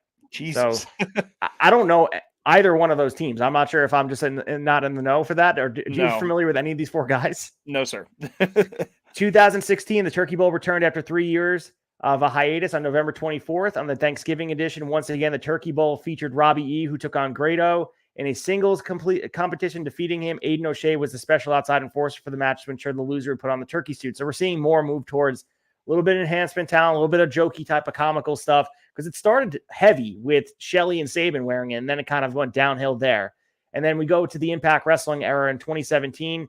Global champion Eli Drake renamed the Turkey Bowl match the Eli Drake's Gravy Train Turkey Trot, where the singles match used in the previous two Turkey Bowls was nixed in favor of a 5-on-5 intergender tag team match. So Eddie Edwards was named as captain of the team, consisted of himself, Ali, Richard, Justice, Fala Ba, Garza Jr., while Chris Adonis was named as captain of his opposing team, consisting of El Hijo del Fantasma, Caleb Connie, KM, and Laurel Van Ness. So Adonis was the one who got pinned. He had to wear the turkey suit.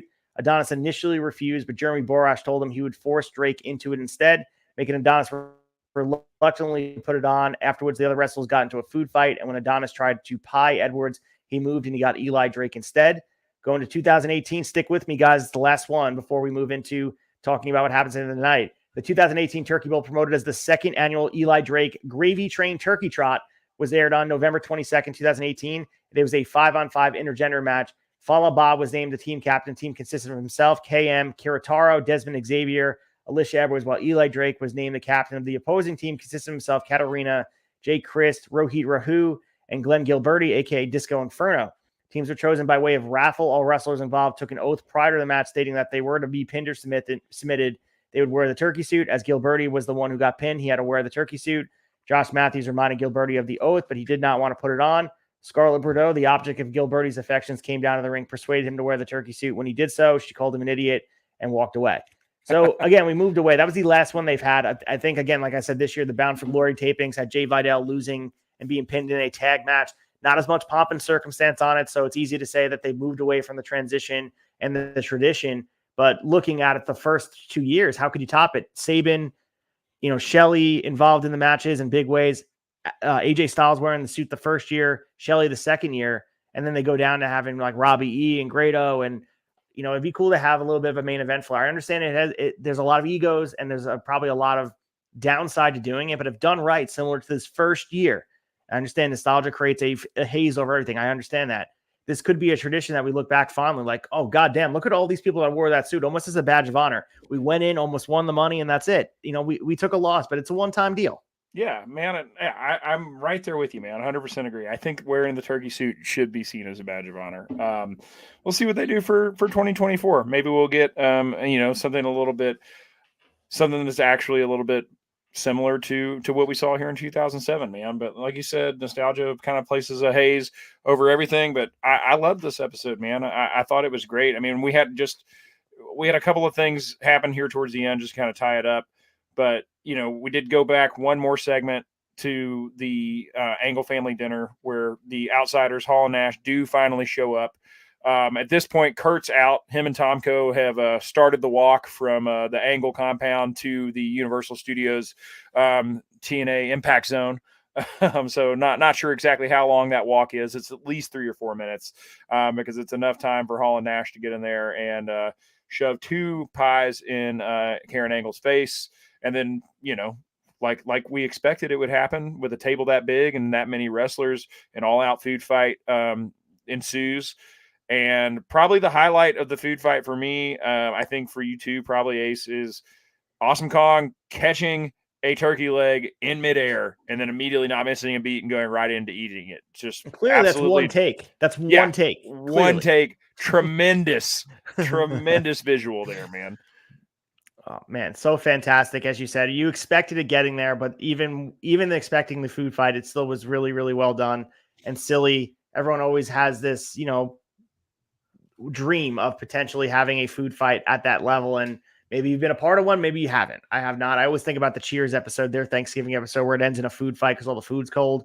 I think of, that food fight, but can't say I've ever been involved in a food fight. I'm not sure about you, Colton. Not like an all-out one, definitely like a muted one at one point in high school, but like the staff were kind of on top of that shit before it got out of hand by any means. I've never been nothing to this degree by any means. Yeah, I mean, especially at this age now, I would hate to let out some of that delicious food we all enjoyed today to go to waste, because it's a waste of food, man. Like, we're gonna eat the food, not throw the food. Yeah, and just thinking about the laundry involved just stresses me out. So we have AJ, obviously, he's in the ring. He's saying it doesn't fit, as you mentioned before, and we get Jim Cornette out there to tell AJ that he has to put the suit on. AJ looks like he's about to cry. He's very upset. AJ's getting dressed up with each, he's putting on the feet first, and then he's trying to get it on. Cornette says, "I will fire you if you don't get the whole suit on." And the whole crowd is chanting "gobble, gobble" at AJ. Everyone's having a good time. AJ finally gets a suit on, and here comes Kurt Angle in the Pilgrim outfit with the title strapped around his waist. And Angle looks at him saying he's never been so ashamed in his life. He's a gold medalist standing next to a turkey. They're arguing back and forth, and out comes Samoa Joe back to the ring with the Outsiders now. Joe also says they look like jackasses, and Angle would rather be an ass than a Samoan. So then Joe then says that he should kick his ass. They all surround the Angle Alliance, and they all start to brawl. So we saw the food fight happening inside the Angle compound, as you so beautifully said. And now we see the energy of violence coming out to the ring. Tomko bumps, great for Scott Hall, in my opinion. Scott Hall is obviously very limited at this point, but Tyson Tomko is a big man, is really making his best to make Scott Hall look great here. AJ Styles, same thing, in the turkey suit, taking bumps, absolutely amazing. And Eric Young comes out eating a turkey leg. He stuffs the turkey in Angle's mouth, and the show goes off the air. Closing wrap up of it. This is as holiday as it gets, as silly as it gets. As we talk about Halloween episodes, Christmas episodes, being on actual Thanksgiving. How do you not feel a certain type of way of you at least had fun? Like, they're advancing storylines, but they're also, can we just step back for a second and just have a good time watching wrestling? And how do you're sitting on a couch after eating Thanksgiving and you see your favorite wrestlers doing the same, and larger than life, being ridiculous with food and family and chaos. Like, what else more can you ask for? Yeah, man, not a lot. It was a lot of fun. I loved the line from Kevin Nash telling Eric Young to put a fork in Angle, because come turning point, he's done. And, he doesn't have a fork, but he does throw up a turkey leg. And we end the night with the visual of Kurt Angle in a Pilgrim suit with a turkey neck stuck down his throat. It was cool, man. It was great. It was kept, it was just enough funny and comedy to, fit with the season and not take itself too seriously. But also I left, as it went off the air, I was like, shit, now I got to go watch Turning Point 2007, because this seems like a pretty good blow off. Yeah, and I also think a big piece of why this was so well received is, I think they really did a good job of balancing, as you said before, balancing the silly with the how a real character would act. Like Kurt Angle, yes, he is, and we saw examples of it in WWE. If he's continuing that canon of he's willing to be silly, playing with the small cowboy hat and singing songs and the milk and all of that, there's that level of Kurt Angle, but also in the same human being as this killer instinct. And even though he's wearing a Pilgrim outfit and he's being silly for his family at Thanksgiving, he still will get in the ring and absolutely just annihilate someone as this wrestling machine. And I thought that was well told here. I mean, he's out there kind of laying claim to, yes, I am being silly right now, but I'm also owning it. And I will make sure you guys all know that I'm going to walk away and hold this championship for a very long time, no matter if I'm dressed as a pilgrim or wearing my wrestling tights. Yeah, whether the singlet or the tall black hat, man. Kurt's still Kurt. He's your champion. So let's get to the impactful moment. We're going to talk about our match of the week or segment of the week that we walked away. Of course, this is nostalgia based, but I'm curious to see what you thought was the match of the week. I think we both have the same answer. Impactful.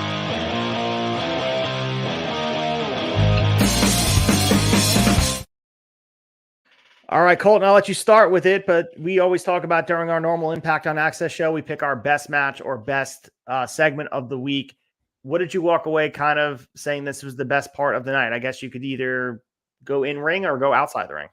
Man, I got to go in ring here. The best part of the night, I think, is no contest. It's the main event. It's Samoa Joe versus Chris Sabin versus AJ Styles for the $25,000 check and the badass belt buckle. It was a great match, man. It was one of the, I really liked what you said at the beginning of that, is that, triple threat matches can be difficult to book and execute at times. And I think that this right here is, if you're an indie promotion and you're thinking about how to effectively, book a triple threat match, watch this match, because this is a step-by-step on how to do it extremely well.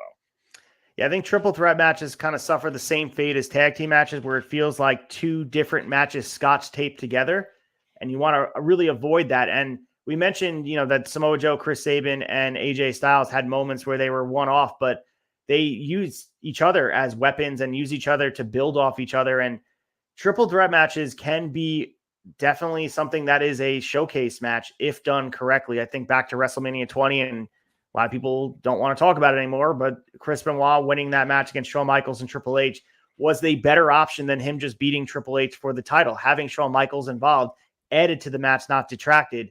And I know a lot of times, even go back to 1994, where they decided to have the championship defended twice by Yokozuna instead of just making a triple threat between Luger and Bret Hart versus Yokozuna, because it can feel complicated and, make you feel overwhelmed when you're trying to make it make sense with a triple threat match.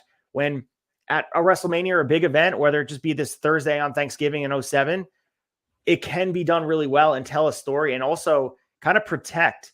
And you can still have a definitive finish. I think a lot of people kind of look at it as, well, technically this match, Chris Sabin didn't lose. So how does he lose? How does he walk out of this? It's a competition. He is a loser in this match by definition, but he didn't get pinned. And that's just by design, maybe, because Chris Sabin wants to continue to climb up the ranks, whether it be eventually in the main event scene and the tag division. But everyone walked out of this match looking strong. It's not like one person looked goofy or looked silly. Even when AJ was wearing the suit, people may say that. You see pictures of it, you hear about it, you read about it through hearsay. A lot of people that will complain about this probably didn't watch it. And I think if you watch this, it has to change your perception, because going in, I almost expected just to bury what they were doing. But in a lot of ways, I look at it like they should be doing this more with main event talent. It brings out a different side of AJ Styles, showing this ability to be dynamic and not just be this straight-laced wrestler guy. He is able to kind of show different layers of the emotion, looking like he's going to cry that he's so embarrassed. That's a different layer of AJ Styles that we get to see even today. He has the ability to be a sports entertainer, and that is a precursor of what he's able to do in New Japan, what he's able to do in Ring of Honor, what he's able to do now in WWE. Yeah, I mean, and look at where he is today, man. Obviously, the turkey suit did not hurt his career. Don't be afraid of it. I want to see. I'm with you, man. I'd like to see, instead of it just being enhancement talent, let's see big names in this, man. I mean, I kind of want to see what Josh Alexander looks like in a turkey suit, to be honest with you. Yeah, I mean, he very looks similar to these guys. I mean, it would be jarring, but also, he'd be down for it if it meant that it was going to advance a story. And if done right, this type of silly stuff can advance stories and make people feel, because again, looking back at WWF back in the day, Stone Cold at his silliest, The Rock at his silliest, Kurt Angle, John Cena, there's been very silly things that have gone on that emphasize the character. And I think if you have a confidence in the person that you are portraying on the screen, that it's you turned up to 11, this type of stuff wouldn't leave other people to be like, well, he's not a main eventer anymore. He wore a turkey suit. And I think there are guys that would happen to, but those are guys that wouldn't be in the main event or wouldn't last in the main event anyway, because the insecurity of wanting to protect this fragile character. No, go all in. If you trust that, AJ Styles is the guy, and they did, what does he lose by putting this turkey suit on? Like, it was an awesome match. He's embarrassed, but now he hates Samoa Joe even further. Yeah, it furthers the story. He doesn't lose anything at all, man. It's people are too protective sometimes, man. It can be, showing a vulnerability can be a strength in your character development. Absolutely. But let's get to shock and awe. We're going to preview next week, kind of put a wrap on this Thanksgiving evening. We really appreciate you guys spending the time with us, but we are going to give our wrap up and kind of get ready for the weekend. Shock and awe.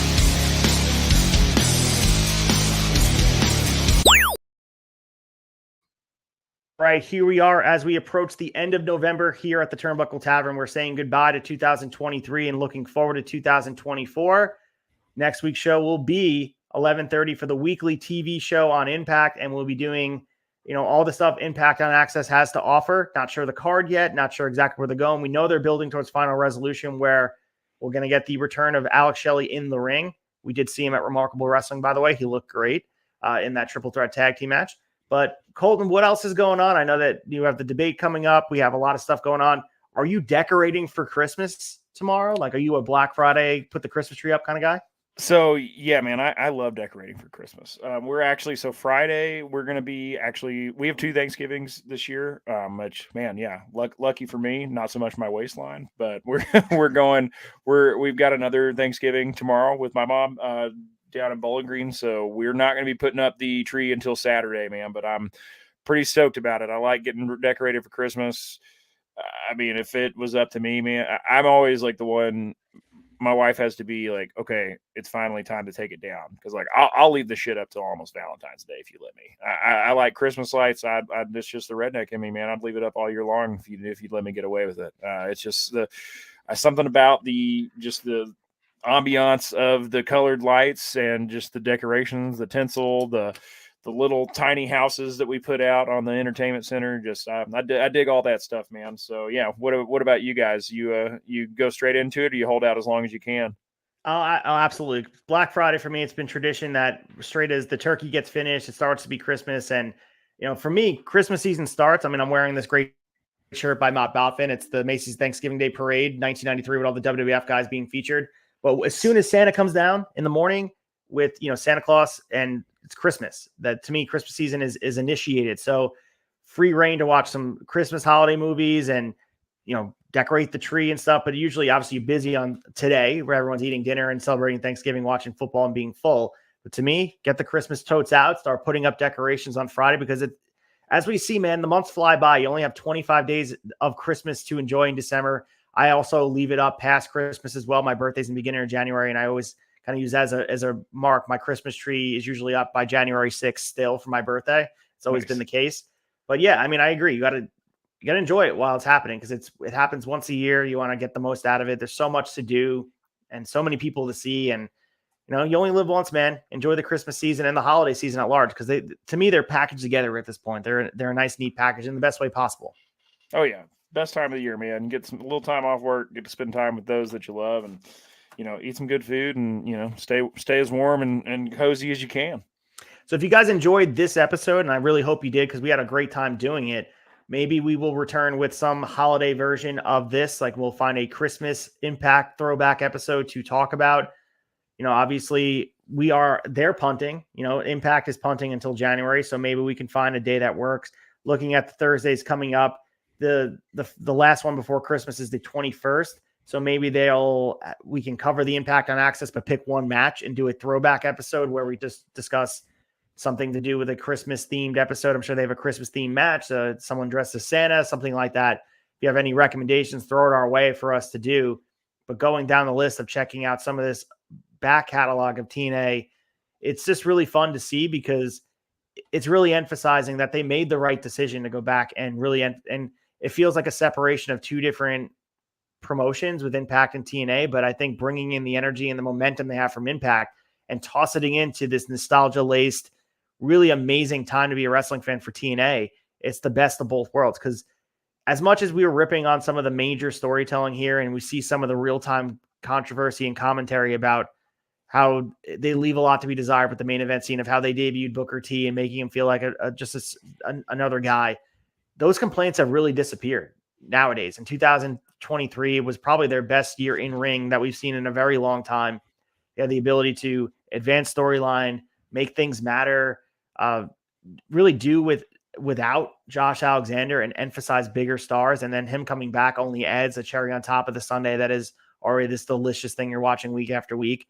So as far as these like 2-3 months that feels like it's passing time, we're going to be better for it because it's building up the anticipation. If we do things like this, watching the back catalog, which I recommend everybody does on Impact Plus, well worth the $7.99 a month to check out, you'll feel better about, man, I can't wait for TNA to come back. Seeing those 3 letters across the screen, they're going to do little, inklings of things we used to see on TNA, I'm sure. And with the up production value, man, this was a fun ride to do this. And it was very appropriate, not only with Thanksgiving, but the turn back to TNA. Yeah, absolutely, man. And we talk about the TNA of old have an issue with booking. Man, you can't say anything negative about the booking that Impact's done the last 2 or 3 years. And the fact that they're bringing it full circle and owning their history, both good and bad, by taking going back to the TNA moniker. this era of TNA, man, it's the best that I'm confident in saying that it's going to be the best it's ever been, and it's only going to continue to go up.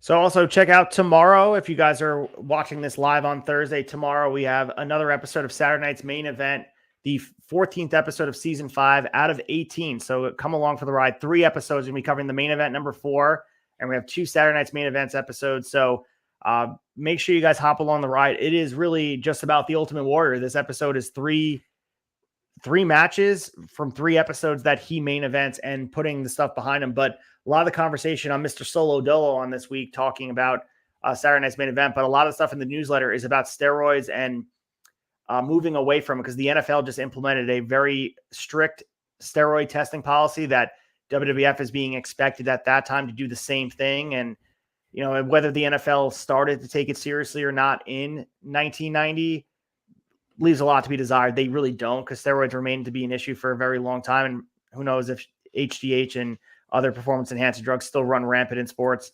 That's up for a different conversation for another time. But with wrestling, it was almost like, with this perception of NBC and really the expectation to have all these advertisers in the public domain, not just this wrestling circle, they had to clean up their act. And I think people seeing guys like the Ultimate Warrior being given the mantle to run with, he is an example of a guy who was enhanced on performance enhancing drugs to have this unrealistic body type that was setting the standard, that was almost forcing younger wrestlers or wrestlers that were for smaller promotions. They wanted to get to the bigger league. They had to take steroids. Same was with MLB. Same with NFL. If you set the standard being like, this is our champion, this is our guy, we have to move away from that to set the expectation to be realistic, that someone can get in the gym and be in shape, but not look lesser than because this other guy is chemically enhanced. So a lot of the conversation I have there, Dave Meltzer gives his perspective in 1990. He's a little bit more liberal on like, hey, it's, you know, adults can do what they want to do, not understanding the long-term effects that steroids eventually have. And a lot of these guys on this roster, whether it be drug use or steroid use, have heart issues down the line, where most of this roster is long gone. Mr. Perfect's gone. You know, we see Ultimate Warrior, he's unfortunately passed away. I mean, after his in-ring time, but most of these deaths have to do with their bodies and lack thereof of medical sort of help and an understanding of these guys are not invincible, and the bumps that they took, and watching guys sort of wear their bodies out for an immediate grasp at fame, it opens up Pandora's box of, was it worth it? I mean, that's a question only they can answer. Yeah, man, your body keeps those miles, and they catch up with you eventually. So, I mean, we see the same thing. The conversation is parallel with the NFL. And I know everyone on the surface optically wants to act like, all right, well, they have the player safety stuff in place. They moved away from headshots, but similar to wrestling, it is a very violent sport that inherently you're going to get hurt, or people are going to get hurt, whether it be CT in the long run or like immediate injury. And that conversation, similar to UFC and other contact sports, has to be kind of had about, you know, making sure everyone at least gets the best medical, I guess, options possible to keep them safe down the line. And I think we're getting better at that with pro wrestling. We're not sort of throwing these wrestlers to the wayside once they're done being used, because we see that happen over and over again. I mean, look at the example of Greg Valentine. He will just be released in 1990. They make excess cuts. I think they offered him a backstage role, but he's no longer going to be active because of the live attendance being down. They start trimming down the roster. He's a guy who was the most loyal employee to Titan Sports. He was a guy who was there through thick and thin for Vince McMahon. And we wind up watching where he winds up being in VFW halls. And, you know, in some of these the comic conventions, he's signing autographs worse for wear. It just kind of shows you. And it's sobering, because as high as the highs are, the lows are as the lows. And hopefully we get the in-between where wrestlers have a life after in the ring and they are better for it. Yeah, man. Here's hoping to that. So, but with all that said, thank you guys for hanging out with us on Thanksgiving. Happy Thanksgiving.